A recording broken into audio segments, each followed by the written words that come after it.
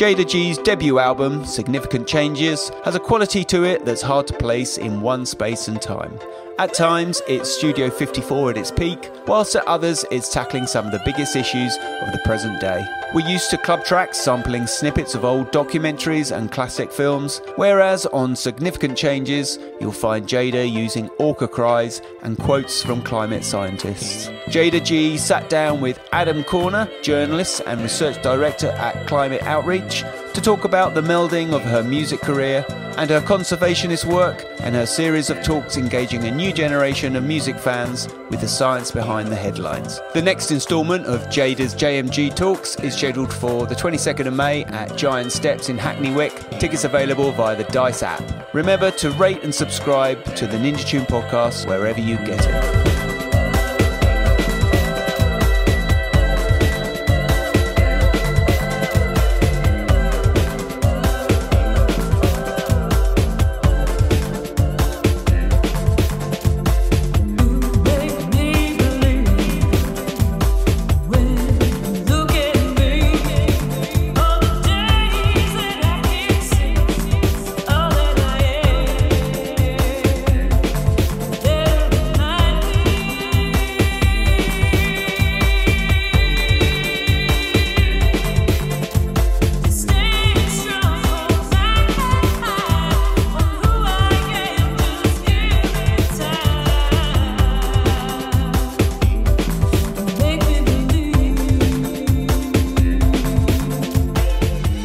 Welcome to the Ninja Tune podcast. This is Adam Corner and I'm a music writer, but I am also, and this will make more sense as the conversation moves on, a social science researcher. My work is all to do with communicating climate change and the psychology behind that. And I'm really pleased to be speaking today with Jayda G, who is about to release her debut album on Ninja Tune. But Jayda is also an environmental science researcher who's just wrapped up a master's on environmental toxicology. So we're going to come to some of that later in the conversation. But hi Jayda, would you mind by just starting by introducing yourself? Oh, well, hello, I'm Jayda G. Yeah, you kind of did the intro there. I'm a DJ and music producer. But I also have a background in the sciences. So I, like you said, just finished my master's in environmental toxicology last year. It's funny, I actually have more work experience in sciences than I do as a DJ and music producer. But doing sciences much longer. Yeah. But yeah, so no, it's kind of been about me and have the album that's coming out and all that. So yeah. Well, let's start with the album. So Significant Changes, your debut album, and for any artist, a debut album is a big deal. So what's your main emotion around it? Are you excited? Are you nervous? Are you relieved? That's a good question. I think you know what? Actually, it's been such an extremely new process for me that I have literally just been taking it one day at a time because. You know, I'm so lucky I have such a good team around me to kind of help me through this process, but I'm really learning as I go, and it's been such like an extreme learning curve for me. So now that the actual album is coming out, I'm like, part of me is just like, well, what's gonna happen now? Like, but I think I'd say excitement is probably the overall emotion. But yeah, it's gonna be cool. So, yeah. And like a learning curve in terms of like how long it takes in addition to just creating the music, or? Well, I know, you know what it is? Well, this is the first time I'm working with an actual record label. I've been doing everything myself. So like doing kind of like an album campaign, I've never done that before. I didn't know what it involved, to be honest. So that's been the learning curve. I'm like, oh, I have to do interviews and talk to people about these things and, oh, like take pictures and, oh, okay, like, you know, like things like that I'm just like taking, you know, with each event as it arises. So that's, yeah, it's been, learning a lot. more than just the tracks. Yes. That was the easy part, if anything. And they said it's their biological environment, which is their food supply. It's their acoustic environment that they need to communicate and hear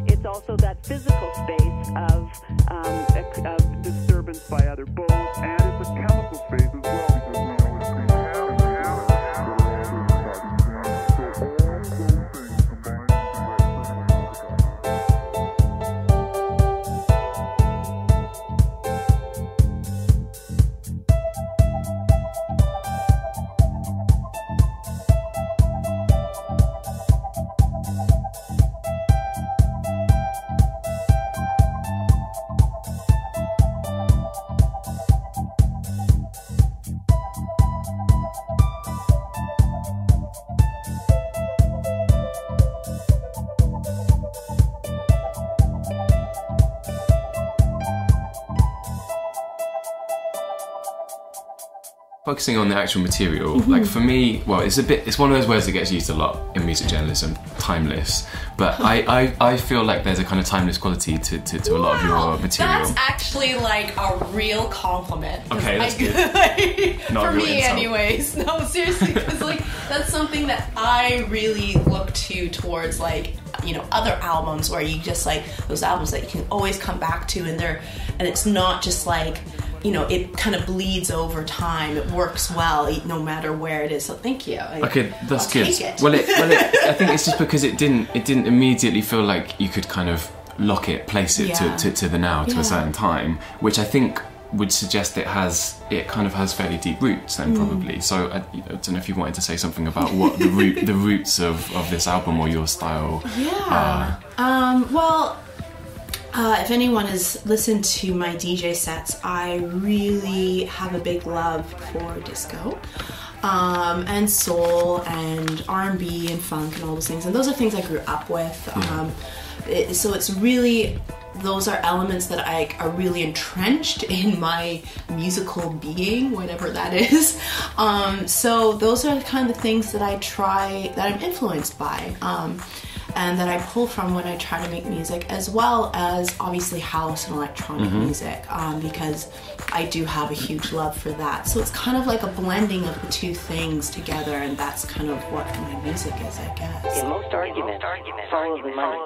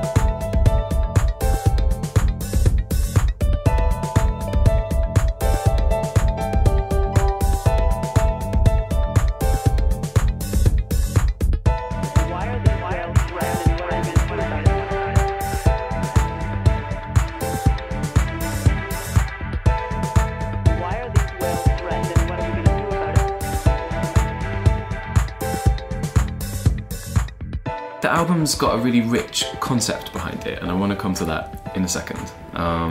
But I guess also the sort of like the dominant feel again for me is quite, it feels quite uplifting, especially the vocal tracks with Alexa Dash.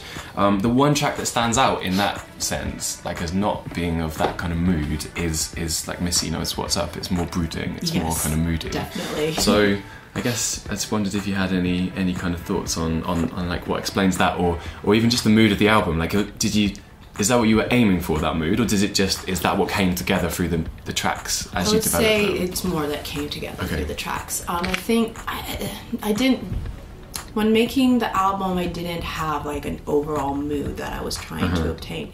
What I wanted to have is just produce an album that was a piece unto itself, that kind of took you through a journey, which I feel albums should do, as well as DJ sets. Like, you know, with anything that is musical, you're still supposed to be taken out of your current state of like whatever you're doing and all the worries that you have, and kind of get entrenched in whatever you're listening to. And that's kind of what I was aiming for the album. And so, yeah, like it kind of I really made actually the album for vinyl. So each side of the vinyl kind of goes together with, like, the tracks on that side of the vinyl go together unto itself, like a piece unto itself. So it kind of moves from like section to section, like mood to mood, in like as you're, you know, going and flipping over the vinyl, you know what I mean? That was kind of like my idea for it. So yeah, like, so with Missy Knows What's Up on the vinyl part, like it goes with Orca's Reprise, and those two songs kind of are both moody, bit brooding kind of tracks. There's a bit of more of a melancholy kind of feel to them, and there's a bit darkness to it. So yeah, that kind of goes together in that section. But yeah, I don't know if I answered your question. Actually. Yeah. I think it's just it kind of it stands out as a contrast to me versus like. Yeah, no, and it definitely is. It's a contrast for me as well. Like when I made the track, I was like, oh, that's heavy. That's a heavy song. Huh? Interesting. Didn't know I had that in me.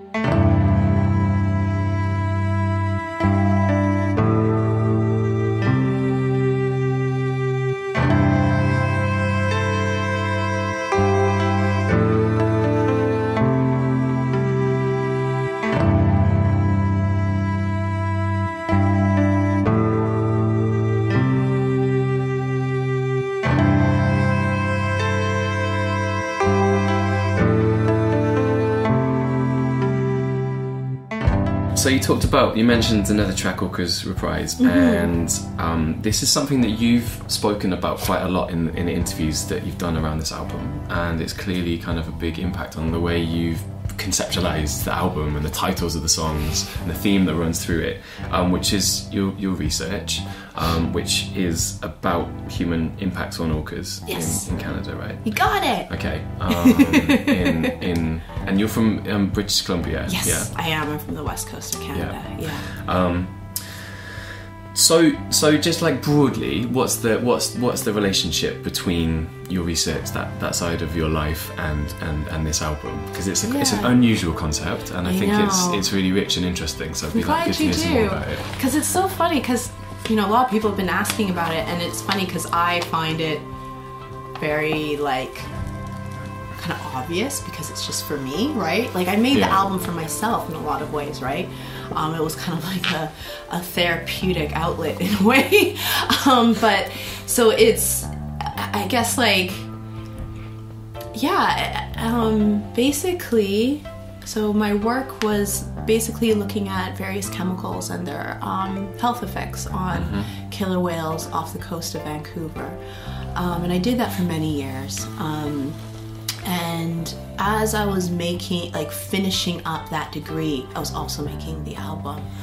And so as I finished the album, I kind of realized there were a few of these snippets that were quite influenced by my thesis, and a lot of my work is actually influenced by a lot of my musical work is influenced by my scientific work, just in terms of, the names I like to choose, and little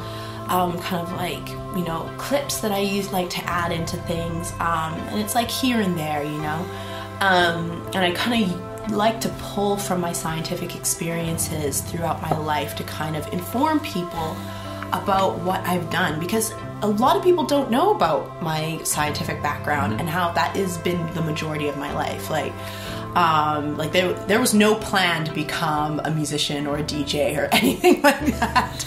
So with Orca's Reprise, it starts off with killer whale sounds, and it's a kind of sad song, I think, and it kind of speaks to, I think, how depressing a lot of the things that I learned about working on that project with the killer whales. It's there's not many of the individuals left. They're endangered species, and they're heavily affected by various activities that's happening on the west coast. And so it kind of speaks to that, and then the second track, Missy Knows What's Up, has a voice clip from a woman. Her name's Misty McDuffie, and she works for the Rain Coast Conservation Foundation, I believe that's the full name. And it speaks to, so it speaks to this court case actually that happened back in 2010.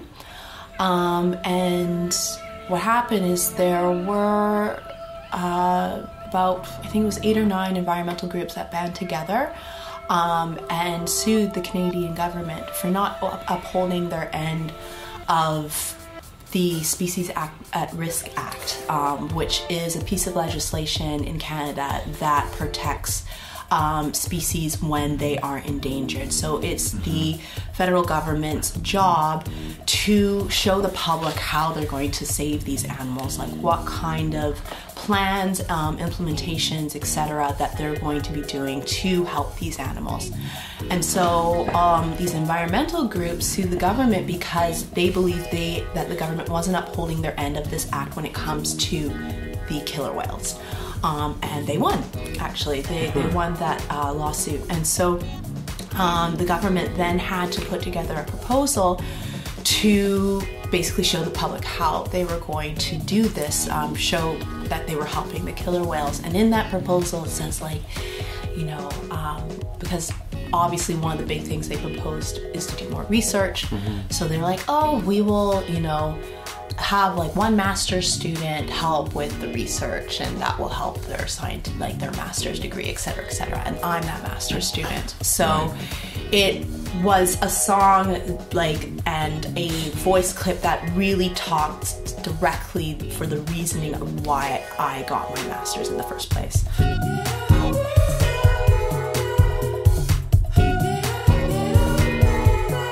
We're just here to get down.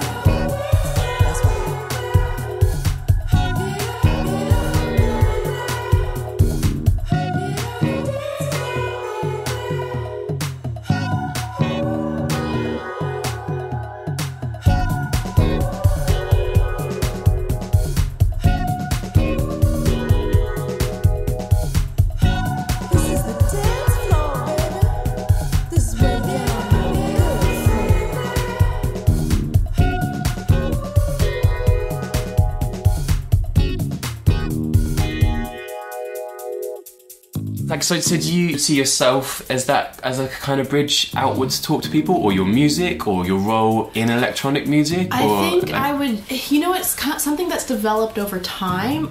It started off more like, okay, I have 2 loves in my life. I have science and I have music. And wouldn't it be just great if they all came together in one job? So that was like the initial trajectory. But also, you know, I really do, like you guys, have like a really strong social conscience that I feel like we need to uphold, that we do need to bridge the gap. Like, working in an academia for so long, you learn that basically you're in this kind of insular little community where you know so many things. Like, you're talking to other scientists that are working on this and working on that, and everyone's talking to each other, and nobody outside of that world knows what's going on. Like, there's people who don't even know what the IPCC report is, you know? Like, so it's, and for people who don't know what that is, that's basically this big report that tells what the predictions are for climate change, and it's a very, very impactful piece, impactful report, especially in the scientific community. And so, so from even when I was doing my undergrad degree, I really believed that we needed to figure out a way to bridge that gap between the scientific academic world and the public, because it is a huge gap. Like, there's things that people find out that the rest of the world doesn't know till 10 years later. It just sits there in dusty journals a lot of the time. Totally. And I think it's not necessarily that the academics or the researchers don't want it to get out there. It's just there isn't that kind of pathway to do it. Well, it's also academia is a dinosaur of a world.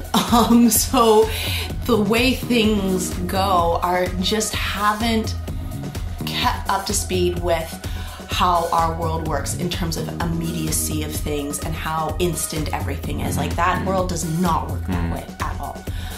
So I think that's actually a huge issue, part of it. So yeah, so I guess with my music and stuff, I think with the music, it really is more to do with, these are my experiences as, you know, like a lot of artists, they draw from their experiences to do their work, and that's really all I'm doing, is more drawing from my experiences as a DJ, as a person of color, as a woman, and as a scientist, and using all those kind of produce a piece of work that speaks well for me, and hopefully that infuses other people that inspires them to kind of like believe in themselves and be genuine and go off to do whatever they want to do. And yeah, and so that's like, I think the actual album, in terms of the album, what I'm trying to do. But then there's also these talks that I started doing. Yeah, so I started these talks, it's called JMG Talks, and I really noticed, and obviously you guys probably noticed this as well, there's a real lack of having a personalized part to academia. It's so dry, it's so, can be quite boring. And so, and especially when you read in like the newspapers or something about any scientific research, very rarely you learn about the actual person behind the research. And unless they're like super famous, like if you're like Neil deGrasse Tyson or like David Attenborough, you know, like that's only, until you're like at that point, that's the only point when people actually know who the person is behind these things. And so that's basically all the talks is giving a platform to young scientists and learning about their work in a more personal, digestible, engaging manner. And people want to hear it as well. They do. They really want to hear it. Like we did the first talks last month, and I was so nervous because, like, you know, it's like throwing a birthday party and you don't know if anyone's going to show up. And so I did the event, and people showed up. And people asked questions, and people engaged, and they were interested, and I was so happy. Like, it was like beside myself. Like, that's actually something that has given me so much love and life and rejuvenation, is doing those talks, because it really, I was like, oh my gosh, people do care. And because I care, you know, like I care so much about these things, and to see that caring kind of essence being translated through the talks and getting that mirrored back to you is just, it's so gratifying and validating. And I mean, I think it's exactly the right approach to take with that stuff as well. Like you mentioned the IPCC, the UN science body that summarizes all the climate science, and we put together a report for them, which was like a communications handbook, and basically the key message was exactly that. It was like, tell a human story, show the human faces behind the science. People want to know who you are, you know, like your lives, the things you're doing. It just brings it to life. Exactly, because it infuses empathy, and only through empathy will people start actually caring about what's going on around in the world around them.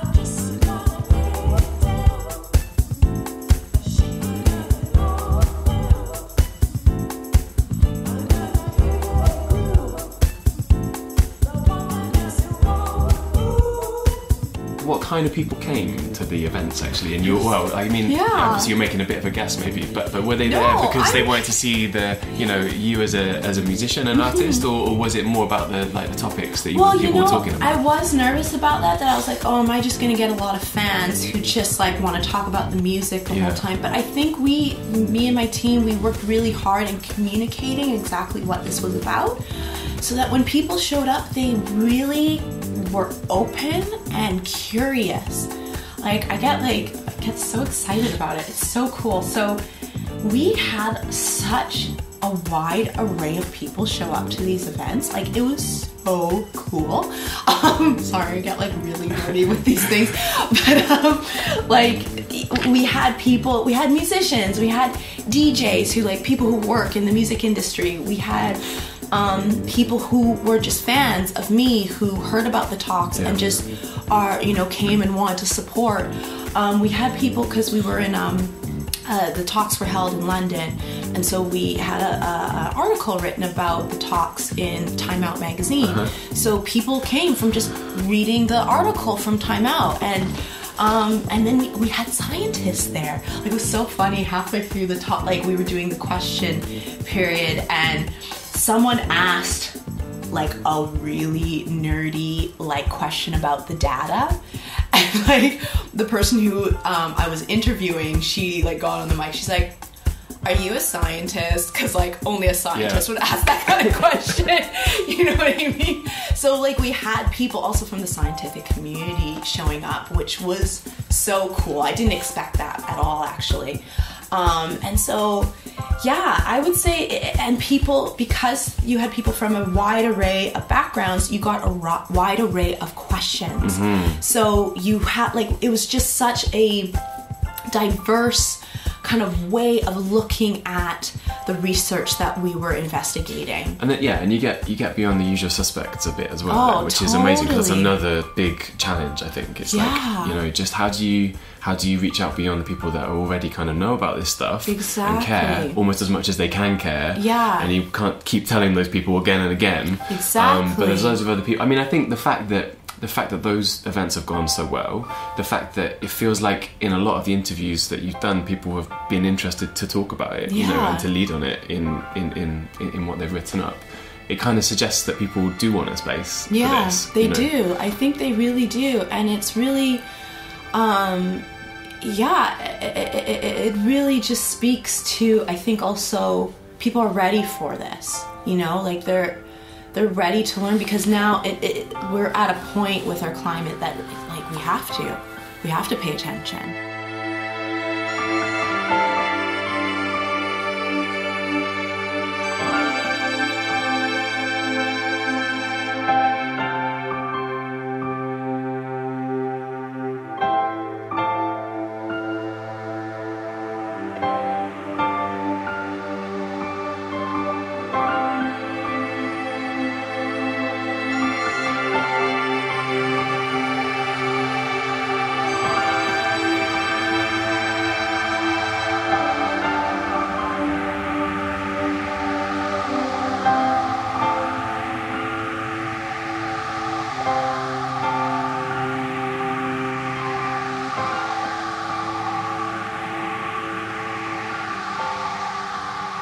Something I often think is that I think it's hard for artists to kind of credibly engage with like in serious topics anyway, because it's just quite fraught with danger, you know, in some senses, that people don't want to hear it, or it can come across as contrived, all kinds of things. So there's those risks, whatever the issue is. But it feels like with something like climate change, it's even harder again, because it's kind of, I don't know, because it's so abstract and so kind of all-encompassing. And so whereas maybe, you know, something like Black Lives Matter or like Me Too kind of campaign, that artists feel more able to get behind campaigns like that. Do you think that's true? That it's harder for artists to get behind climate change compared to other also crucial social, ethical, environmental issues? You know, I think it is exactly. Yeah, I do agree. I think it's easier to get behind like those kind of movements like Black Lives Matter, Me Too, etc., because people have an immediate gut feeling towards it. You know, like as a woman, you can identify like so many things that have happened to you in your lifetime that you've experienced that are not really that great just because you're a woman. And when it comes to climate change, people unfortunately will start having that gut reaction of having certain issues happening to them, happening to their families, where they're like, oh my gosh, this is climate change. Like, even London, like I was in London last month and it was February, and everyone tells me that it's supposed to be horrible here in February, and it was 20 degrees and sunny, which is, you know, initially like that's awesome in your head, but that's not normal, right? And those are like a direct effect of like, these is the repercussions of climate change, you know, that we're all experiencing right now. And so that's why I think when I said people are ready for it, because people are starting to have that initial gut reaction to a feeling towards this issue. And I think also that's also I'm trying to create that feeling as well by showcasing someone who really cares about it. Like the second speaker who came to the talks, her name was Lindsay Vesey, and she lives in Hawaii, and she works in marine biology and oceanography and all that stuff. So she really that's the whole thing with talking to scientists. They really see what's happening like on a very like detailed level, and they have that urgency and that gut reaction of what's happening. So then it can translate, you know, because they're able to actually speak from their experiences and tell their story of like, yeah, like when I'm out here, I'm seeing these, you know, let's say like coral reefs that are being bleached that weren't bleached before, like things like that they can actually tell their story, and then people can take that back, digest it, and understand things better of what's happening. Yeah, and I think you're totally right that what you're doing and what often I feel like I'm doing with the work that we do is you're trying to create that gut feeling, that emotional, like values-based response to this issue that for too long has been abstract and distant. And ideally we want people to feel that like before, you know, they're really getting hit by these impacts, because at that point like it's getting a bit late. It is late.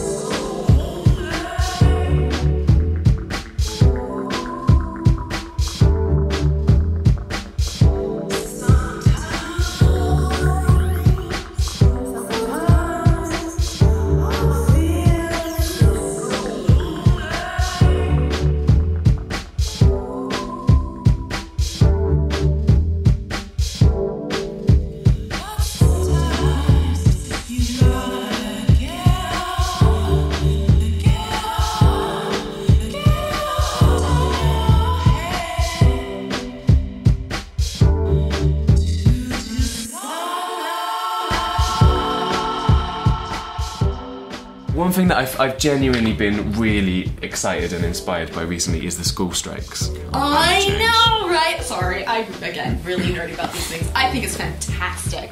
It's so... I'm so proud. It just like makes me so hopeful for like the new generation that's coming up, because they are really taking matters into their own hands. They care, you know? They have that inherent feeling that we're talking about, that they're like, hey, this is our home and you're screwing it up for us, you know? Anyway, sorry, I could go on. Yeah, well, no, I mean, I think it does have a different, I don't know, it feels like it has a really different feeling around it compared to maybe other climate change protests and demonstrations. It's something about the fact that they're young, and it's so, you know, so much kind of injustice that they're having to ring this alarm when we should be. But I think it's just something, I don't know, something in the conviction and the passion that really kind of marks it out. It's like it's almost so spontaneous almost. Totally. I don't know if you, like, I've been listening to like you know, interviews and you know, takes on what's happened. These kids are so like eloquent in the way that they're speaking. That's the part that I'm just like, yo, this is like, you should be paying attention to them. Like, this is no small matter, you know, and it really isn't in the big scheme of things anyways, but the fact that the kids are actually getting behind this, it's so invigorating, important, and I hope politicians actually listen to them. So yeah, they seem to be listening more to Yeah. the school strikes than they have for a long time, I Yeah. think, to other protesters.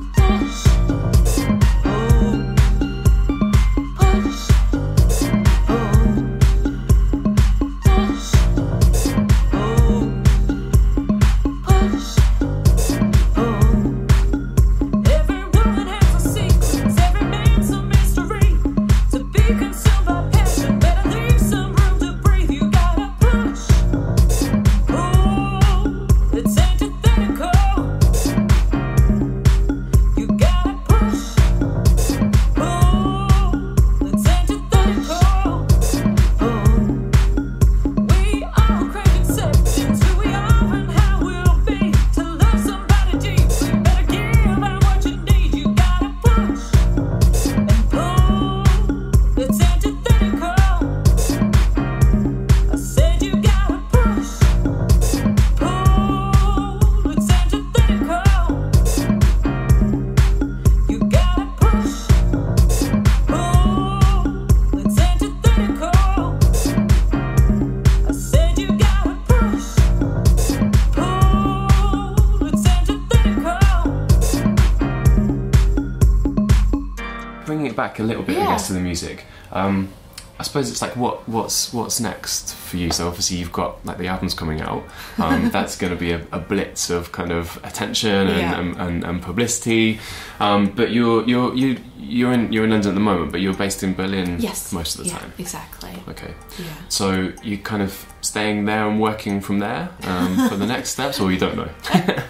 Well, I'd like to think that I'm staying in Berlin and working there, but honestly, because I'm a DJ, I tour constantly, and so now, like, I already did, like, this was before the album, and I already did 80 shows last year, so like, you can imagine what, you know, is in front of me for this year. There's already more shows coming in, and I'm having to take on a lot more work than I kind of mentally anticipated, which is a great problem to have. But yeah, so the idea is, yeah, I would love to be home and be chilling and, you know, be working on things, but it's going to be a lot of traveling, I think. So it's up ahead. it's more on the DJing. It is, because that is definitely, like, that's, you know, that's what I've been doing in terms of, like, promoting this album, or promoting myself in general, is been doing, like, I started off DJing, and so, yeah, a lot of DJ gigs, but still always making music. I like making it. Making music is a very therapeutic process for me, so it's something that, like, I feel like I need to do, or else I don't feel well.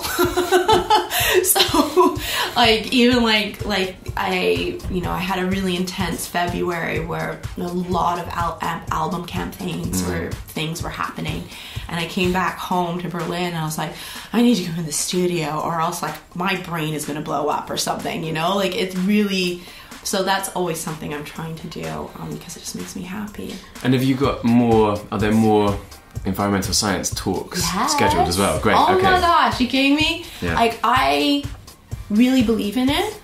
It's something And it's been working as well. And it's been popular. working. And I've been wanting to do it for so long. This is something I've been wanting to do, like, years ago. And so, and finally I have a platform where I can use that for these talks. And that's the tagline. It's just, like, engaging a musical audience in science. Yeah.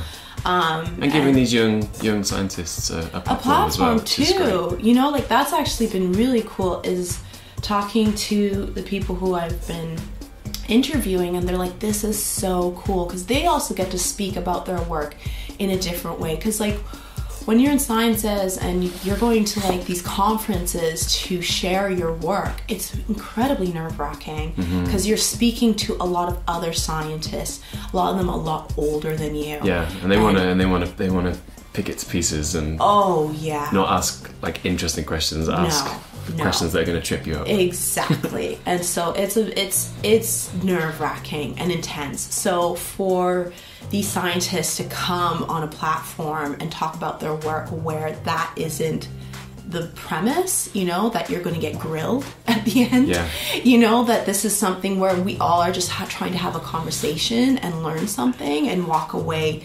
having a better understanding of what's happening in our world. It invigorates them as well. So the next talks, I think, is for May 22nd, again, here in London. So I'm really excited for that. That one's going to be really interesting. It's another young scientist, and he's doing his PhD work with wetlands and using wetlands as a reclamation project. And this is something that is done has been researched before, is where you use wetlands basically to clean contaminated water.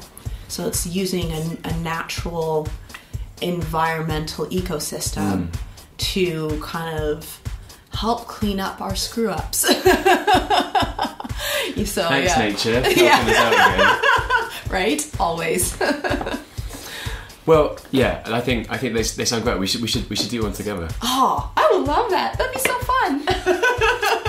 Thank you so much for your time today. It's been really good to speak to you. Keep fighting the good fight. Oh, thank you, and likewise. Push. Oh.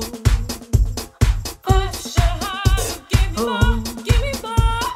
Push. Oh. Push your heart. Give me more. Give me more. Push. Oh. Push your heart. Give me more. Give me more. Push. Oh. Push your heart. Give me more. Push. Oh. Push your heart. Give me more. Give me more. Push. Oh. Push your heart. Give me more. Give me more. Push. Oh.